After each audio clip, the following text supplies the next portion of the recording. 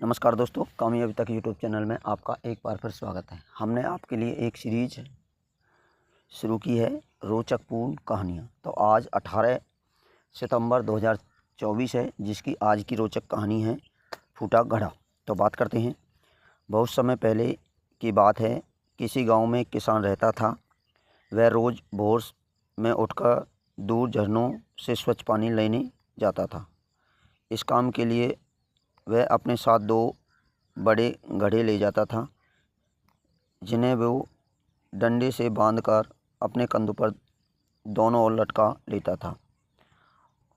उसमें से एक घड़ा कहीं से फूटा हुआ था और दूसरा एकदम सही था। इसी वजह से रोज़ वह घर पहुँचते पहुँचते किसान के पास 1.5 घड़ा पानी ही बच पाता था। ऐसा 2 सालों से चल रहा था। सही घड़े को इस बात का घमंड था कि वह पूरा का पूरा पानी घर पहुंचाता है और उसके अंदर कोई कमी नहीं है। वहीं दूसरी तरफ फूटा घड़ा इस तरह से शर्मिंदा रहता था कि वह आधा पानी ही घर पहुंचा पाता है और किसान की मेहनत बेकार चली जाती है। फूटा घड़ा ये सब सोचकर बहुत परेशान रहने लगा। एक दिन उससे रहा नहीं गया। उसने किसान से कहा, मैं खुद पर शर्मिंदा हूँ और आपसे क्षमा मांगना चाहता हूँ। क्योंकि किसान ने पूछा, तुम किस बात से शर्मिंदा हो? शायद आप यह नहीं जानते कि मैं एक जगह से फूटा हुआ हूँ और पिछले 2 सालों से मुझे जितना पानी घर पहुँचाना था, बस उससे आधा ही पहुँचा पाया हूँ।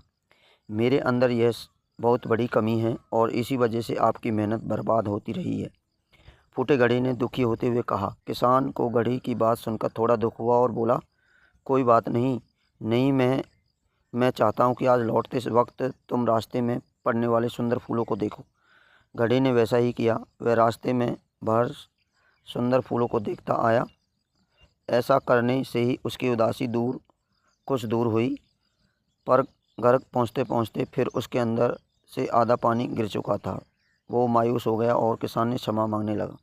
किसान बोला, शायद तुमने ध्यान नहीं दिया। पूरे रास्ते में जितने भी फूल थे वो बस तुम्हारी तरफ ही थे। सही घड़े की तरफ एक भी फूल नहीं था। ऐसा क्यों? इसलिए क्योंकि मैं हमेशा तुम्हारे अंदर कमी को जानता था और मैंने उनका लाभ उठाया। मैंने तुम्हारी तरफ वाले रास्ते पर रंग बिरंगे फूलों के बीज बो दिए। तुम रोज़ थोड़ा थोड़ा करके उन्हें सींचते रहे और पूरे रास्ते को इतना खूबसूरत बना दिया कि आज तुम्हारी वजह से इन फूलों को भगवान को अर्पित कर पाता हूँ और अपना घर सुंदर बना पाता हूँ।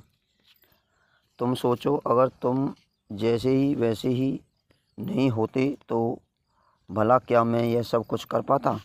तो इस कहानी से हमें शिक्षा मिलती है। दोस्तों, हम सभी के अंदर कोई ना कोई कमी होती है, पर यही कमियां हमें अनोखा बनाती हैं। उस किसान की तरह हमें भी हर किसी को वैसे ही जैसा वह है वैसे ही स्वीकार करना चाहिए और उसकी अच्छाई की तरफ ध्यान देना चाहिए। जब हम ऐसा करेंगे तो फूटा घड़ा भी अच्छे घड़े होंगे, मूल्यवान हो जाएंगे। तो सदैव प्रसन्न रहिए। जो प्राप्त है वही पर्याप्त है। जिसका मन सुंदर उसके पास समस्त है।